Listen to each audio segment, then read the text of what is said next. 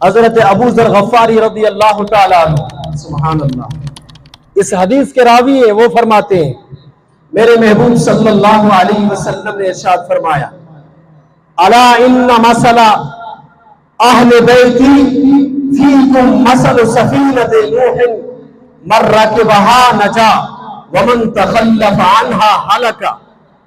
حضرت ابو ذر فرماتے ہیں میرے کریم نے فرمایا خبردار سن لو اے میری امت سن لو۔ میرے محبوب فرماتے الا، الا کا مطلب یہ خبردار، سن لو۔ کیا سن لو؟ میرے کریم نے فرمایا میری اہل بیت حضرت نوح علیہ السلام کی کشتی کی مثل ہے۔ حضرت نوح علیہ السلام کی کشتی کی مثل ہے۔ جو بندہ اس کشتی میں سوار ہو گیا وہ اللہ کے عذاب سے بچ گیا، سبحان اللہ۔ جو اہل بیت کی کشتی میں بیٹھ گیا مومن وہ کبھی گمراہ نہیں ہو سکتا۔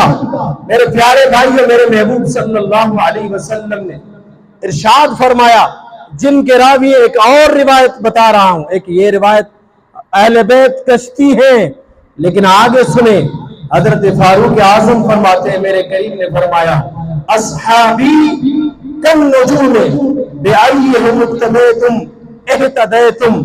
میرے کریم نے فرمایا اہل بیت کشتی ہیں، تمام صحابہ ستارے ہیں، سبحان اللہ۔ تمام صحابہ ستاروں کی مثل ہے۔ آپ بڑے بیٹھے پڑھ کے دیکھیں کشتی کس طرح چلتی ہے۔ پرانے زمانوں میں کیسے کشتی چلتی تھی؟ پانی کے اندر ستاروں کو دیکھا جاتا تھا، پھر کشتی اپنی منزل مقصود تک پہنچتی تھی۔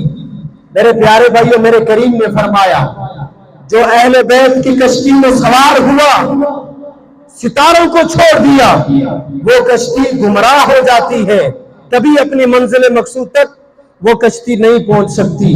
ہاں، کشتی میں بیٹھ کر پھر ستاروں کا سہارا لیا۔ کیا مطلب؟ اہل بیت اطہار سے بھی پیار کیا، صحابہ کرام کا دامن بھی نہیں چھوڑا، صحابہ کرام سے بھی بڑھ کے پیار کیا، وہ پھر بندہ کشتی میں بیٹھنے والا وہ پار لگ جاتا ہے، وہ اللہ کے عذاب سے محفوظ ہو جاتا ہے، وہ اپنی منزل مقصود تک پہنچ جاتا ہے۔ مبارک ہو تمہیں سنیو، مبارک ہو، ہم تو اہل بیت اطہار سے بھی پیار کرنے والے، محبوب کے یاروں سے بھی پیار کرنے والے، ہمارا سینہ مدینہ ہے۔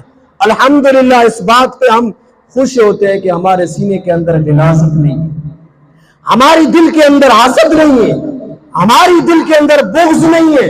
بغض اہل بیت سے بھی پاک ہے، بغض صحابہ سے بھی پاک ہے، اور وہ سینہ عاشق فرماتے ہیں وہ سینہ کم نہیں، وہ سینہ مدینہ ہوتا ہے، سبحان اللہ۔ جس سینے میں محبوب کے یاروں کا بھی پیار ہے اور جس سینے میں مصطفیٰ کے اہل بیت اطہار کا بھی پیار ہے، وہ سینہ تو پھر مدینہ بن جاتا ہے۔